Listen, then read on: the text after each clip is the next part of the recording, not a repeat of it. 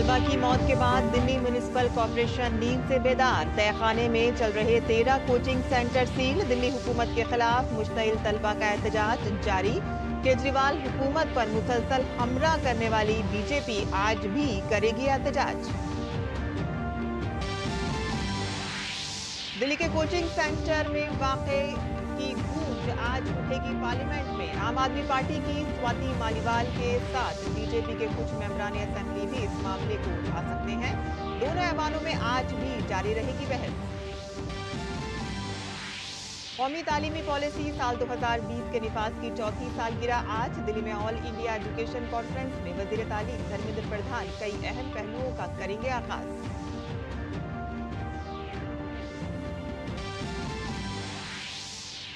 वजीर खारजा doctor S Jaishankar quad गुजराए खारजा की meeting में शिरकत के लिए पहुंचे जापान। अपने ऑस्ट्रेलियाई हममनसब पेनी विंग से की मुलाकात।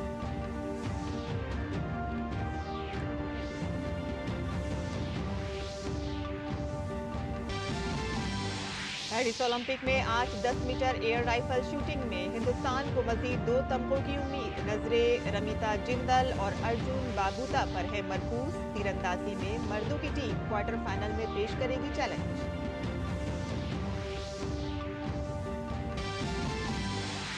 और आज शेरों का आलमी दिन। इसका मकसद शेरों के तहफ्फुज़ के हवाले से आगाही फैलाना है। भारत में 4 सालों में शेरों की तादाद में 24% का हुआ इजाफा।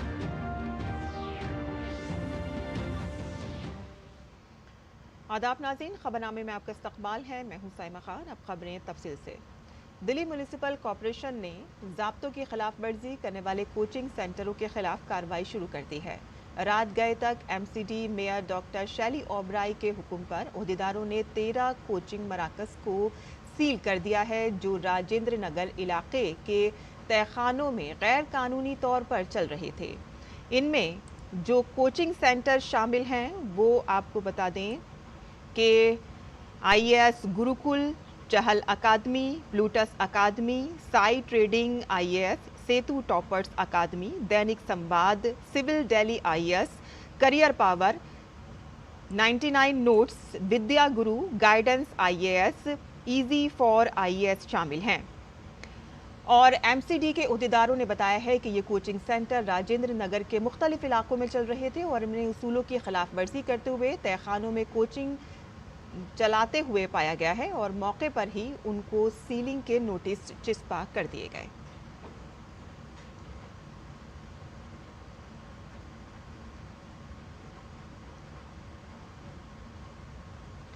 और अखिल भारतीय विद्या परिषद ने कोचिंग सेंटर हादसे में जान गंवाने वाले 3 तलबा की याद में कैंडल मार्च निकाला और इस हादसे में जान गंवाने वाले तलबा को खराज अक़ीदत पेश किया और इंसाफ का मुतालबा किया। ABVP ने कोचिंग इदारों को चलाने में लापरवाही के खिलाफ एहतजाज करते हुए तमाम हिफाजती मयारात को जांचने के बाद ही कोचिंग चलाने का मुतालबा किया है। ABVP ने यह भी कहा है कि अगर दिल्ली हुकूमत और MCD ने मुखर्जी नगर वाक़े से सबक सीखा होता तो राजेंद्र नगर वाक़े से बचा जा सकता था।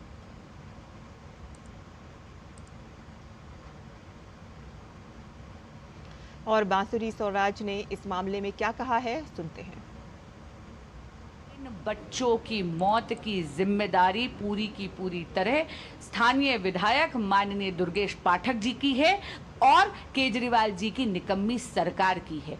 MCD आम आदमी पार्टी की गवर्नेंस में है, दिल्ली जल बोर्ड आम आदमी पार्टी की गवर्नेंस में है, ड्रेन साफ करने का पूरा कार्यभार केजरीवाल सरकार का है, रोड्स की मरम्मत का कार्यभार केजरीवाल सरकार का है। मुझे ये बताइए, जब राजेंद्र नगर में विधायक आम आदमी पार्टी का है, पार्षद आम आदमी पार्टी का है, इन सब डिपार्टमेंट्स के ऊपर इन सब पे अधिकार क्षेत्र भी आम आदमी पार्टी का है, तो इस नाले की सफाई क्यों नहीं हुई?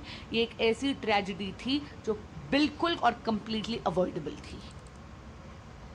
और पार्लियामेंट का बजट इजलास आज हंगामा खेज हो सकता है। दरअसल आज दोनों ऐवानों में बजट पर बहस होगी, लेकिन दिल्ली में कोचिंग सेंटर हादसे का मामला इस वक्त बहुत गर्म है और बीजेपी आज ऐवान में ये मसला उठा सकती है। और इसके अलावा आम आदमी पार्टी की राज्यसभा एमपी स्वाति मालीवाल भी इस मामले पर संजीदा हैं। कल ही उन्होंने कहा था कि वो इस मसले को पार्लियामेंट में उठाएंगी। वैसे भी मालीवाल इस वक्त केजरीवाल हुकूमत से नाराज हैं और वो दिल्ली विमेन कमीशन की चेयरपर्सन भी रह चुकी हैं।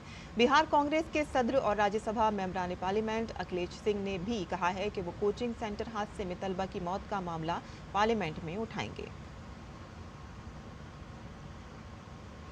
4 साल कबल मुल्क भर के तलबा के लिए कौमी तालीमी पॉलिसी 2020 जारी की गई थी। आज कौमी तालीमी पॉलिसी की चौथी यौम तासीस है। तालीमी पॉलिसी के 4 साल मुकम्मल होने पर वज़ीर तालीम की जानिब से कई अहम ऐलानात किए जाएंगे। वज़ारत तालीम कौमी तालीमी पॉलिसी 2020 के निफाज की चौथी सालगिरह अखिल भारतीय शिक्षा समागम 2024 के साथ मनाएगी।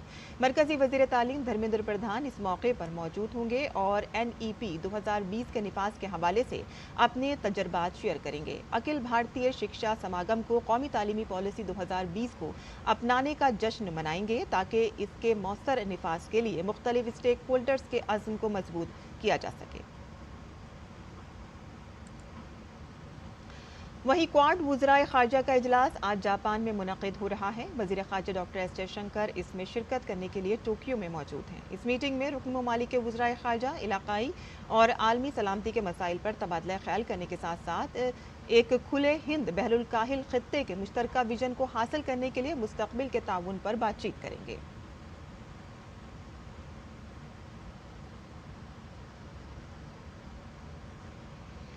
और क्वाड वुज़राए ख़ारजा की मीटिंग में शिरकत के लिए जापान गए वज़ीर ख़ारजा डॉक्टर एस जयशंकर ने आज अपने ऑस्ट्रेलवी हम मनसब पेनी विंग से मुलाकात की। दोनों ने सोशल मीडिया प्लेटफॉर्म पर पोस्ट करते हुए कहा कि टोक्यो में ऑस्ट्रेलवी वज़ीर ख़ारजा पेनी विंग से मुलाकात से आज सुबह का आगाज़ बहुत अच्छा हुआ। सलामती, तिजारत और तालीम समेत हमारे दो तरफ़ा ताल्लुकात को मज़ीद मजबूत बनाने के लिए मुस्तक़बिल की पॉलिसी पर बात की। हिंद बहरुल काहिल ख़ित्ते में हमारे अमली ताउन को मज़ीद गहरा करने पर भी तबादला ख्याल किया गया। क्वाड वुज़राए ख़ारजा की मुलाकात में भी ये सिलसिला जारी रहने की तवक्को है। These are not easy times. A major challenge is to ensure global economic growth while also de-risking it. Supply chains are a particular focus for resilience, just as we push for trusted and transparent digital partnerships. The march of technology has also acquired extraordinary proportions, holding possibilities of the very manner in which we live, think and act. In a sense, we are in the midst of a re-globalization.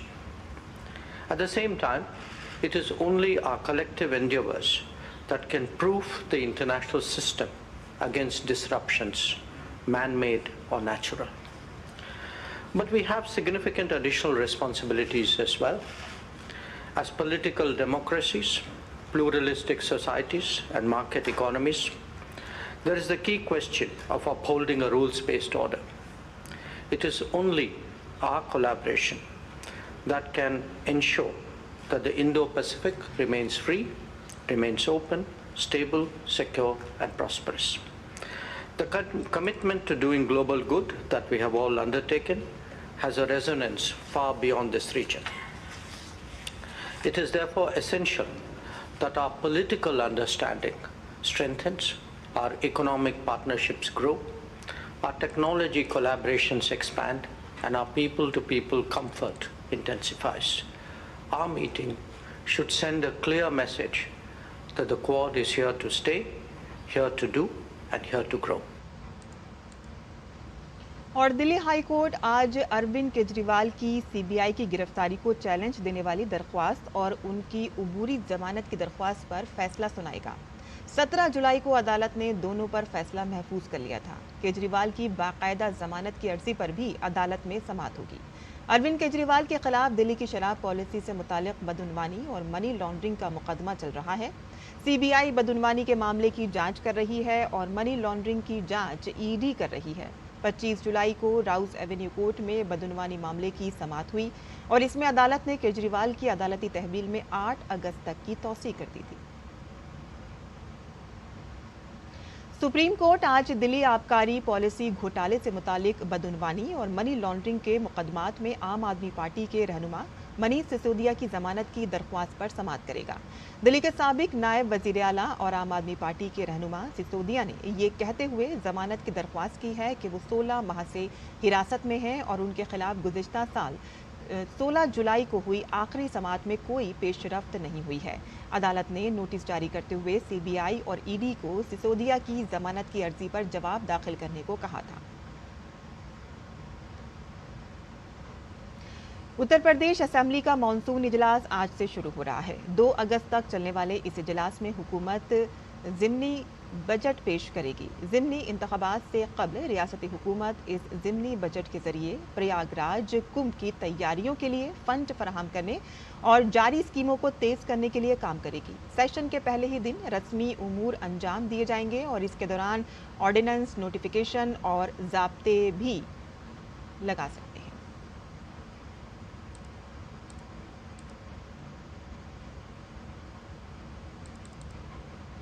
आगे बढ़ते हैं, जहां Bharatiya Janata party के पसमानदा तबका मोर्चा की रियासती working committee की meeting आज उत्तर प्रदेश लखनऊ में होगी। मीटिंग में मोर्चे के रियासती और इलाकाई ओहदेदार, जिलाई सदर और जनरल सेक्रेटरी मौजूद रहेंगे। मीटिंग में पसमानदा जातों को ज़िमनी इंतखाबात जीतने में मदद देने की हिकमत अमली पर गौर किया जाएगा। वर्किंग कमेटी की मीटिंग में वजीर आला योगी आदित्यनाथ के अलावा नायब वज़ीर आला भी मौजूद रहेंगे।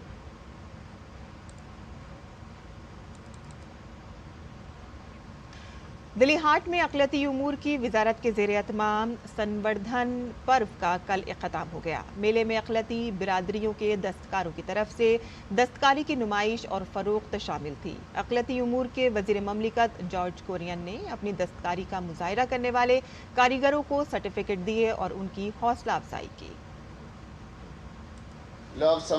संवर्धन पर्व stands as a testament to the inclusive development program of the ministry, benefiting a large number of individuals from all minority communities, through convergence with partner organizations. We remain dedicated to fulfilling the mantra of Honorable Prime Minister, Sabka Saath, Sabka Vikas, Sabka Vishwas, Sabka Prayas.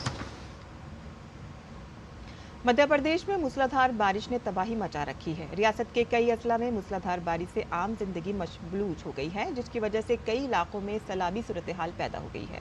Madhya Pradesh में मूसलाधार बारिश और सैलाब की सूरत हाल को देखते हुए वजीर आला डॉक्टर मोहन यादव इतवार की रात देर गए दिल्ली से वापस आने के बाद रियासती फ्लड कंट्रोल रूम पहुंचे और आला हुकाम से बारिश और सैलाब की सूरत हाल के बारे में मालूमात हासिल की। वज़ीर आला डॉक्टर यादव ने ज़रूरत से ज़्यादा बारिश से मुतासरा अजला के कलेक्टरों को हिदायत दी है कि वो ज़रूरत के मुताबिक रिलीफ कैंप कायम करें और मुतासरा शहरियों को खुराक और दीगर ज़रूरी सामान जो है वो फराहम करें।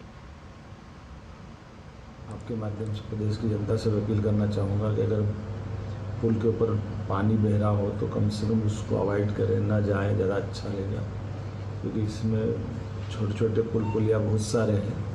प्रशासन कोशिश करता है कि कोई ना जाए, लेकिन उसके बाद भी अगर आप जा रहे हो तो आपकी जान खतरे में, आपको बचना चाहिए।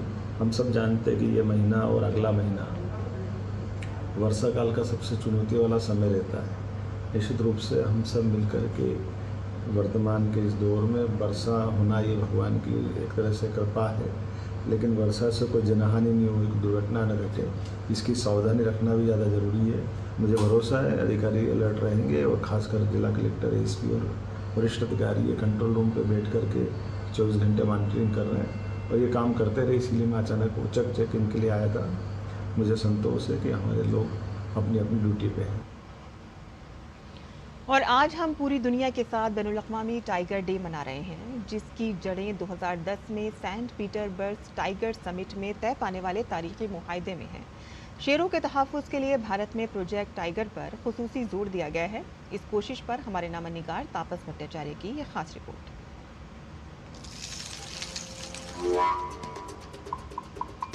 29 जुलाई दुनिया भर में शेरों के तहफ़्फ़ुज़ के आलमी दिन के तौर पर मनाया जाता है।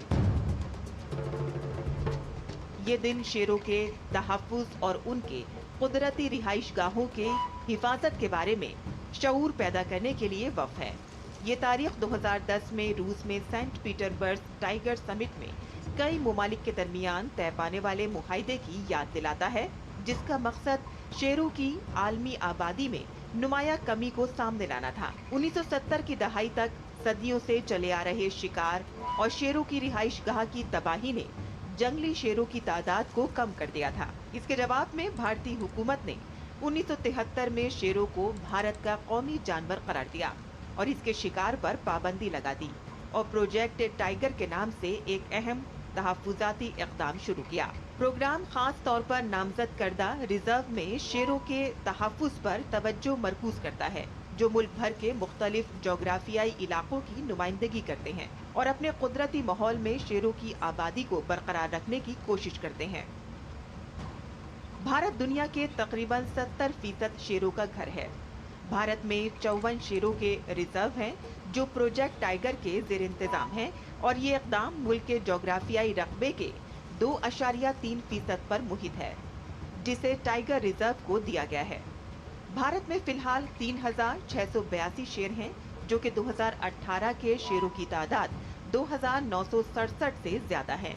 इन 4 सालों में शेरों की तादाद में 24% का नुमाया इजाफा हुआ है। प्रोजेक्ट टाइगर इक़दाम के तहत पहले शेरों के रिजर्व ज़खायर की तादाद 9 थी, जो अब बढ़कर 54 हो गई है। आलमी शेरों की 70% से ज्यादा आबादी इन शेरों के रिजर्व में रहती है। प्रोजेक्ट टाइगर की सफलता बाघों के संरक्षण और प्राकृतिक आवास की सुरक्षा में निरंतर प्रयासों के महत्व को रेखांकित करती है। भारत में बाघों की आबादी में उल्लेखनीय बढ़ोतरी उम्मीद की किरण को दिखाती है और ये दुनिया भर में चल रहे हैं संरक्षण के प्रयासों का एक अनूठा उदाहरण भी देती है। कैमरा पर्सन संदीप के साथ मैं तापस भट्टाचार्य, दूरदर्शन समाचार, दिल्ली। और भारत और सऊदी अरब के दरमियान सरमायाकारी पर आला सतही टास्क फोर्स की पहली मीटिंग हुई। वर्चुअल तौर पर मुनक़िद होने वाली इस मीटिंग की शरीक सदारत वज़ीर-ए-आज़म के principal secretary doctor PK Mishra ने और सऊदी अरब के वज़ीर तवानाई शहज़ादा अब्दुल अज़ीज़ बिन सलमान बिन अब्दुल अज़ीज़ आले सऊद ने की। दोनों फरीकों ने टास्क फोर्स की तकनीकी टीमों के दरमियान होने वाली बातचीत का जायजा लिया। मुख्तलिफ सरकारी और निजी शोबों जैसे कि रिफाइनिंग और पेट्रोकेमिकल प्लांट्स, नई और काबिल तजदीद तवानाई, बिजली, टेलीकम्युनिकेशन, इख्तरात वगैरह में दो तरफा सरमायाकारी के मुख्तलिफ मवाक़ों पर भी तामीरी बातचीत हुई। प्रिंसिपल सेक्रेटरी ने आला सतही टास्क फोर्स मीटिंग के अगले दौर के लिए सऊदी अरब के वज़ीर तवानाई को भारत मदऊ किया।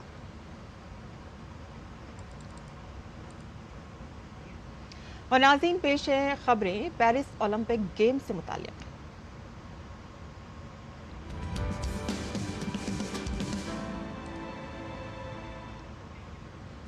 और पेरिस ओलंपिक 2024 में भारत के तमगे जीतने का सिलसिला शुरू हो गया है। अब पेरिस ओलंपिक गेम्स के तीसरे दिन यानी कि आज रमीता जिंदल और अर्जुन बाबूता से भी तमगों की तवक्को है, जिनमें रमीता जिंदल खवातीन की 10 मीटर एयर राइफल के फाइनल में मेडल के लिए चैलेंज करेंगी, तो वहीं भारतीय शूटर अर्जुन बाबूता मर्दों के 10 मीटर एयर राइफल के फाइनल में खेलते नजर आएंगे और जिसकी वजह से आज इन दोनों खिलाड़ियों से मेडल की उम्मीद है। वहीं पेरिस ओलंपिक 2024 गेम्स में आज भारतीय मर्द हॉकी टीम का मुकाबला अर्जेंटीना से होगा। भारतीय टीम अपनी जीत के सिलसिले को बरकरार रखने की कोशिश करेगी। ये मैच मर्दों के पूल बी में खेला जाएगा। और पेरिस ओलंपिक 2024 गेम्स में तीरंदाजी में मर्दों की टीम आज क्वार्टर फाइनल में चैलेंज पेश करेगी। ये मुकाबला शाम 6:30 बजे से होगा।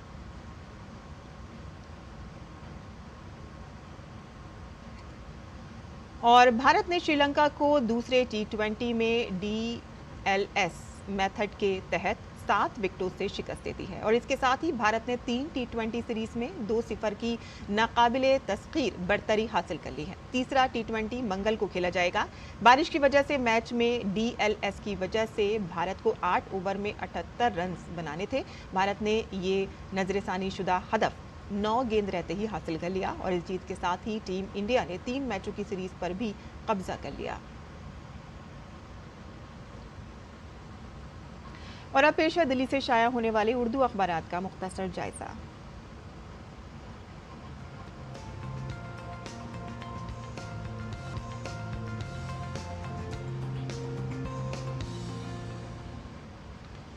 तो दिल्ली से शाया होने वाले उर्दू अखबारात पर नज़र डालें तो तमाम उर्दू के अखबारात ने कल दिल्ली के राजेंद्र नगर में हुए कोचिंग सेंटर में जो हादसा हुआ है जिसमें 3 तलबा की मौत हुई है, उसी के हवाले से तमाम अखबारात ने सुर्खी शाया की है। ये हम आपको रोज़नामा राष्ट्रीय सहारा की सुर्खी दिखा रहे हैं, जिसके हवाले से ये खबर शाया हुई है कि कोचिंग सेंटर के बेसमेंट में पानी भरने से 3 तलबा की मौत हो गई है। बिजली मुनक़ता होने से बायोमेट्रिक गेट जो है वो जाम हो गया था, जिसकी वजह से वो खुल नहीं पाया, और जब वो खुला तो पानी इतनी तेज़ी से अंदर दाखिल हो गया कि वो तलबा वहाँ से बाहर नहीं निकल पाए। वहीं साथ ही साथ उन्होंने लिखा है कि बेसमेंट में चलने वाले तमाम कोचिंग सेंटर के खिलाफ सख्त कार्रवाई के हुक्म भी दे दिए गए हैं। आगे की सुर्खियाँ भी जान लेते हैं, जहाँ कल हमने देखा कि वज़ीर-ए-आज़म नरेंद्र मोदी ने मन की बात प्रोग्राम अहले वतन से किया, और इसी से खिताब करते हुए वज़ीर-ए-आज़म का हैंडलूम मसनूआत की ख़रीदारी पर खासा जोर रहा। आगे बढ़ते हैं, जहां ये भोपाल गैस सानेहा से हवाले से एक खबर है। भोपाल गैस सानेहा का जो जहरीला कचरा है वो 40 सालों से वहीं पड़ा हुआ है, और अब उस कचरे को साफ करने की मुहिम चलाई जा रही है, और 40 साल बाद अब इसको यूनियन कार्बाइड जो है मध्य प्रदेश की जो वेस्ट इंडस्ट्री है उसके साथ मिलकर इस तमाम कचरे को वहां से साफ करेगी। आगे बढ़ते हैं, और ईरान से यहाँ पर खबर है कि आयतुल्लाह खामनाई ने बाज़ाब्ता तौर पर मसूद पेज़ेश्कियान को सदारती इख्तियारात अब दे दिए हैं। और रोज़नामा इनकलाब की भी खुद सुर्खियों में नज़र डाल देते हैं, जहाँ कल ये खुशखबरी आई थी, जहाँ मनु भाकर ने तारीख रकम की है और पेरिस ओलंपिक में हिंदुस्तान को पहला मेडल उन्होंने दिलाया। आगे बढ़ते हैं, बिहार से खबर है। यहाँ बिहार में महकमा आबी वसाइल का इम्तिहान का पर्चा लीक हो गया था और इसी वजह से इम्तिहान को रद्द करना पड़ा।